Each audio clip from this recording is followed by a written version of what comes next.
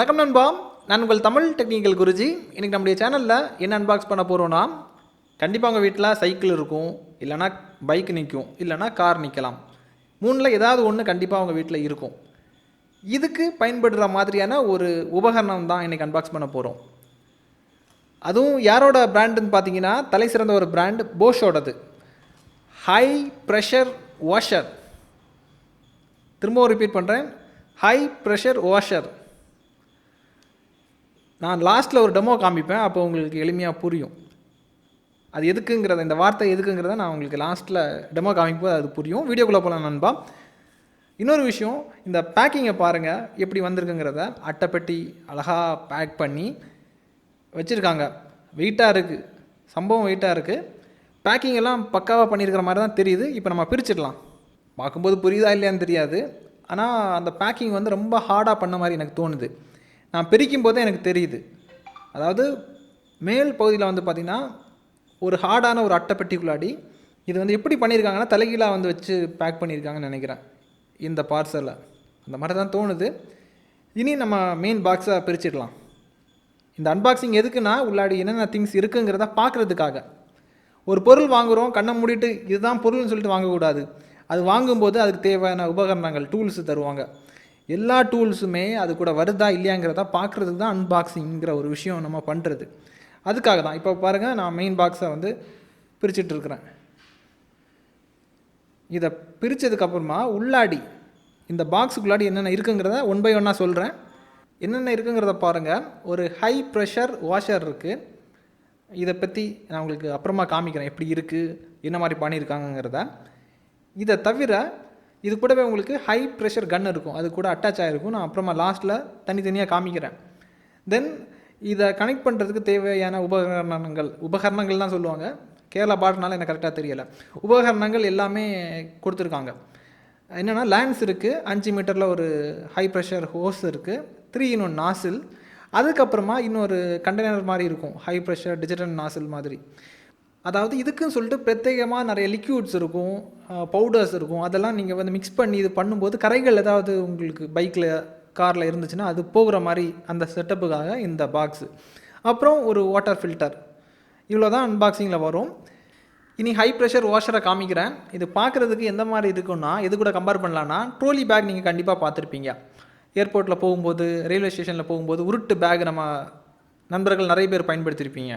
அந்த பேக் வடிவத்தில் தான் இருக்குது பார்க்குறதுக்கு. அந்த செட்டப்பில் தான் பண்ணியிருக்காங்க. அதை பார்க்குற அந்த தோனி தான் வருது.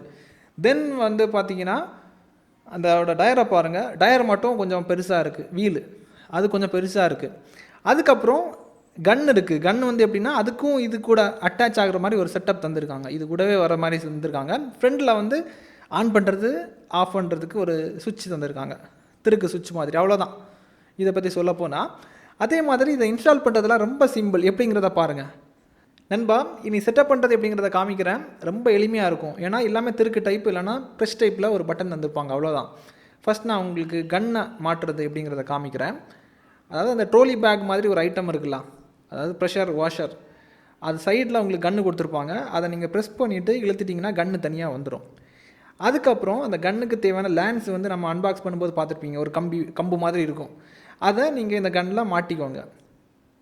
அதாவது திருக்கிற மாதிரி வரும், சின்ன ஒரு ப்ரெஷிங் இருக்கும், அவ்வளோதான்.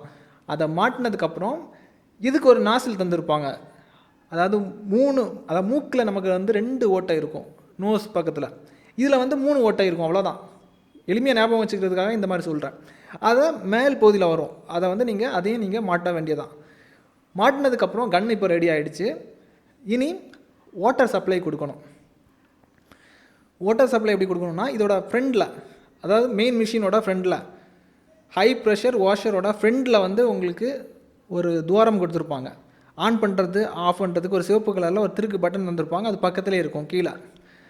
அதுக்கு வந்து ஒரு ஃபில்டர் நீங்கள் மாட்டணும். ஃபில்டர் மாட்டாமல் நீங்கள் பண்ணிங்கன்னா டேமேஜ் ஆகிறது சான்ஸ் இருக்குது. இந்த ஃபில்டரோட நீங்கள் மாட்டும்போது அதிக வருஷம் உங்களுக்கு உழைக்கும். 5 வருஷம் 10 வருஷம் உழைக்கிறதுக்கு வாய்ப்பு இருக்குது. போஷுங்கிறது அந்த மாதிரி ஒரு பிராண்ட். ஸோ நீங்கள் கன்னை ரெடி பண்ணதுக்கப்புறமா ஃபில்டரை மாட்டிக்கோங்க. திருக்கு டைப்பில் தான் வரும். ஃபில்டரை மாட்டினதுக்கப்புறமா தண்ணி சப்ளை நம்ம கொடுக்கணும். அதுக்கு நீங்கள் என்ன பண்ணுறீங்கன்னா, கண்டிப்பாக உங்கள் வீட்டில் பைப் இருக்கும். பைப்பில் இருந்து ஒரு ஹோஸ் மூலிமா தண்ணியை எடுத்துகிட்டு வந்து டேப்பை வந்து ஆஃப் பண்ணி வச்சுக்கோங்க. தண்ணியை எடுத்துகிட்டு வந்ததுக்கப்புறமா இங்கே வந்து பார்த்திங்கன்னா அதோட மேல் பகுதியில் ஒரு லாக் தந்திருப்பாங்க. அதாவது இந்த ஃபில்டர் பக்கத்தில் இருக்கும், லாக் தனியாக இருக்கும். நான் அன்பாக்ஸ் பண்ணும்போது காமிச்சிருப்பேன். அந்த லாக்கோட மேல் பகுதியில் ஒரு கேப் இருக்கும். அதை கேப்பை ரிமூவ் பண்ணிவிட்டு வாஷை உள்ளாடி இன்சர்ட் பண்ணிவிட்டு இதில் போட்டு நீங்கள் திருக்குனிங்கன்னா கரெக்டாக லாக்காகி இருந்துடும். இதுக்கப்புறமா தண்ணி சப்ளை நம்ம கொடுத்துட்டோம். தண்ணி நமக்கு வந்து கன் மூலியமாக தான் ஸ்ப்ரே பண்ண வேண்டியது இருக்கும். அப்போ என்ன பண்ணணும், கன்னுக்கு கனெக்ஷன் கொடுக்கணும். கன்னுக்கு கனெக்ஷன் கொடுக்குறது ரொம்ப சிம்பிள். அவங்க ஒரு 5 மீட்டரில் ஒரு ஹோஸ் தந்திருப்பாங்க, ஹோஸு. அந்த ஹோஸோட ஒரு எண்டை தூக்கிட்டு இங்கே கன்னோட கீழ்ப்பகுதியில் உங்களுக்கு ஒரு லாக் தந்திருப்பாங்க, ப்ரெஸ் டைப் பட்டன் மாதிரி. அதில் நீங்கள் மாட்ட வேண்டியது இருக்கும். மாட்டினதுக்கப்புறம் கரெக்டாக லாக் ஆகிடும். அதுக்கப்புறம் இன்னொரு எண்டை வந்து அந்த ஹை ப்ரெஷர் வாஷரோட பின் பகுதியில் ஒரு ஓட்டை தந்திருப்பாங்க, தூரம் தந்திருப்பாங்க. அதுலேயும் ஒரு ப்ரெஸ் டைப் பட்டன் தான் இருக்கும். அதை ப்ரெஸ் பண்ணிவிட்டு நீங்கள் மாட்டணும். நண்பா, இன்ஸ்டலேஷன் ப்ராசஸ் ஓவர், இவ்வளோ தான். இதுக்கப்புறம் நீங்கள் வாஷ் பண்ண ஆரம்பிச்சிடலாம். கொஞ்சம் இதை மட்டும் கேர்ஃபுல்லாக பண்ணுங்கள். அதாவது கன்னை யூஸ் பண்ணும்போது பாதுகாப்பாக பண்ணுங்கள். ஹை ப்ரெஷர் வாஷ்ன்னு சொல்லியிருக்காங்க. இதை உங்களுக்கு எளிமையாக சொல்கிறேன். இப்போது உங்கள் உடம்புல ஏதாவது ஊண்டு தான் இருக்குதுன்னு வச்சுப்போம். அந்த ஊண்டை ஃபோக்கஸ் பண்ணி இந்த கன் மூலிமா ஹை ப்ரெஷரில் வச்சுட்டு நீங்கள் ஸ்ப்ரே பண்ணிங்கன்னா என்ன நடக்கும்னா, அந்த ஃப்ளஷ் எல்லாம் இருக்குல்ல, சதைகள் எல்லாமே உறிஞ்சு அப்படியே வந்துடும். அந்த அளவுக்கு ப்ரெஷரான அவுட்புட்டை வந்து இது கொடுக்கும். ஸோ பார்த்து கவனமாக பண்ணுங்கள். வேணால் நான் ஒரு சாம்பிள் நான் உங்களுக்கு காமிக்கிறேன். இப்போது பாருங்கள், இப்போ நார்மலாக தான் நான் வாஷ் பண்ணிகிட்டு இருக்கிறேன். ப்ரெஷர் அவ்வளோ கொடுக்கல. அட்ஜஸ்ட்மெண்ட்ஸ் எல்லாமே அந்த நாசில் பக்கத்துலேயும் அது கீழே இருக்கக்கூடிய இதுலேயும் நீங்கள் கரெக்டாக அட்ஜஸ்ட் பண்ணிக்கலாம். இப்போ நீங்கள் பார்க்கும்போது உங்களுக்கு ப்ரெஷர் அதிகமாக இருந்த மாதிரி தெரியலை. ஏன்னா ஒரு நோஸை தான், ஒரு நாசில் அதை மட்டும்தான் நம்ம இப்போ ஆக்டிவ் பண்ணி நம்ம யூஸ் பண்ணிகிட்டு இருக்கிறோம். இதில் 3 நாசில் இருக்கும். உங்களுக்கு மூக்கில் பார்த்தீங்கன்னா 2 துவாரம் இருக்கும். இதில் வந்து பார்த்தீங்கன்னா 3 துவாரம் இருக்கும். 3 துவாரம் வழியாக தண்ணி வரும்போது, ஃபோர்ஸாக வரும்போது என்ன நடக்குங்கிறது உங்களுக்கு தெரிஞ்சுக்கணும்னு நினைக்கிறேன். ஒரு சாம்பிள் நான் காமிக்கிறேன். இப்போ பாருங்கள், இந்த சைக்கிளில் அவ்வளோ ப்ரெஷர் நான் கொடுக்கல, லைட்டாக பெயிண்ட் எடுத்து இங்கே பாருங்கள், ஸ்ப்ரே பண்ணும்போது சைக்கிளை பாருங்கள் கீழே விழுந்துடுச்சு. அந்த அளவுக்கு பவர் இருக்குதுன்னு பார்த்துக்கோங்க. எப்படி இருக்குங்கிறத பாருங்கள். அந்த அளவுக்கு க்ளீனிங்கோட அவுட்புட்டும் அந்த மாதிரி தான் இருக்கும். அதாவது நம்ம மேனுவலாக வந்து வாட்டர் வாஷ் பண்ணுறதை விடவும் இது மூலியமாக பண்ணும்போது ஒரு பர்ஃபெக்டான ஒரு க்ளீனிங் நமக்கு கொடுக்கும். சாம்பிள் பார்த்துருப்பீங்க. அதே மாதிரி உங்கள் வீட்டில் கண்டிப்பாக பைக் இருக்கும். பைக்கை க்ளீன் பண்ணுறதுக்கு நம்ம க்ளீனிங் ஸ்டேஷன் கொண்டு போனீங்கன்னா பைக்கை காலையில் வைக்க வேண்டியது இருக்கும். அவங்க க்ளீன் பண்ணி தரதுக்கு ஈவினிங் ஆகும். டைமு வேஸ்ட் ஆகுது. அதுக்குன்னு சொல்லிட்டு நம்ம காசு வந்து பே பண்ணணும். 250 350 பே பண்ணணும்னு நினைக்கிறேன். அந்த அமௌண்ட்டு சேவ் ஆகுது, நம்ம டைமும் சேவ் ஆகுது. நமக்கு ஏற்ற மாதிரி எப்போ வேணாலும் ஒரு 5 மினிட்ஸில் பைக்கை க்ளீன் பண்ணிடலாம். அது ஒரு பாசிட்டிவான விஷயம். தென் இதில் லிக்யூடெல்லாம் நீங்கள் வந்து யூஸ் பண்ணி நீங்கள் பண்ணும்போது நார்மல் வாஷை விடவும் உங்களுக்கு கரைகள் ஏதாவது இருந்துச்சுன்னா அதுவும் போயிடும். அது சேர்ந்து க்ளீனிங் பண்ணுறது உங்களுக்கு வசதியாக இருக்கும். அதுக்கான கண்டெய்னர் எல்லாமே அன்பாக்ஸ் பண்ணும்போது பார்த்துருப்பீங்க. நம்ம பைக்கை நம்ம க்ளீன் பண்ணும்போது அவங்க கடைக்காரங்க பண்ணுறதை விடவும் கொஞ்சம் அழகாக நம்ம நீட்டாக க்ளீன் பண்ணுவோம் இந்த வாஷரை நம்ம ஓன் யூஸாக பயன்படுத்தும் போது. அதே மாதிரி 2 மாதமும் இல்லைனா 1 மாதத்துக்கு ஒருக்கா நீங்கள் பைக்கை க்ளீன் பண்ண கொடுக்குறீங்கன்னு வச்சுப்போம். 350 சொல்லிட்டு 10 மாதம் பாருங்கள், அதுவே ஒரு அமௌண்ட் வருது. இதுவே உங்கள் வீட்டில் 3 பைக் 4 பைக் இருக்குது, அதாவது ஃபேமிலி மெம்பர்ஸ் பெருசாக இருக்கிறாங்கன்னு வச்சுப்போம். அவங்க எல்லாம் தாராளமாக இந்த மாதிரி வாஷரை வாங்கிக்கலாம். இதில் இன்னொரு பாசிட்டிவான விஷயம் என்னென்னா, சில வீடுகளெல்லாம் வந்து பார்த்திங்கன்னா காம்பவுண்டு ஓரங்களில் பாசி பிடிச்சிருக்கும். அதையும் இது வந்து அசால்ட்டாக க்ளீன் பண்ணி கொடுத்துரும்.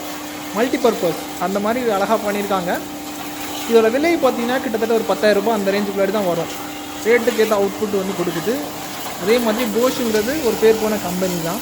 அவங்களுடைய ப்ராடக்ட் டிடிஜி டபுள் சர்டிஃபிகேஷன் கொடுக்குற மாதிரி பண்ணியிருக்காங்க. தேவைப்படுறவங்களுக்கு பை லிங்க் எல்லாமே கீழே டிஸ்கிரிப்ஷன் நான் கொடுத்துருக்கேன். தேவைப்படுறவங்க வாங்கிக்கோங்க. இதுக்கப்புறம் உங்களுக்கு எந்த மாதிரி கேட்ஜெட் வேணும், எந்த மாதிரி உபகரணங்கள் வேணும், எந்த மாதிரி மணி ஏர்னிங் ஆப்பர்ச்சுனிட்டி வேணும், எந்த மாதிரி பிஸ்னஸ் ஆப்பர்ச்சுனிட்டி வேணும், எல்லாமே ஓப்பனாக கீழே கமெண்டில் தெரியப்படுத்திக்கோங்க. அதிகம் பேர் எதை கேட்குறீங்களோ அதை செலக்ட் பண்ணி அதுக்கு தேவையான சொல்யூஷனை தேடி உங்களுக்கு வீடியோவாக பண்ணுவேன். அதுக்காக தான் கமெண்ட் பண்ண சொல்கிறது. அதே மாதிரி இந்த மிஷின் உங்களுக்கு பிடிச்சிருந்தாலும் சரி தான், பிடிக்காவிட்டாலும் சரி தான், உங்களுக்கு என்ன தோணுதோ ஓப்பனாக கீழே கமெண்டில் தெரியப்படுத்திக்கோங்க. இது உதவிகரமாக இருக்குமா, இல்லை வந்து உங்கள் காசை வீண் பண்ணுமா, எல்லாமே கீழே கமெண்டில் தெரியப்படுத்திக்கோங்க. இதே மாதிரி இன்னொரு நல்ல ஒரு அப்டேட் சந்திக்கலாம். Keep supporting.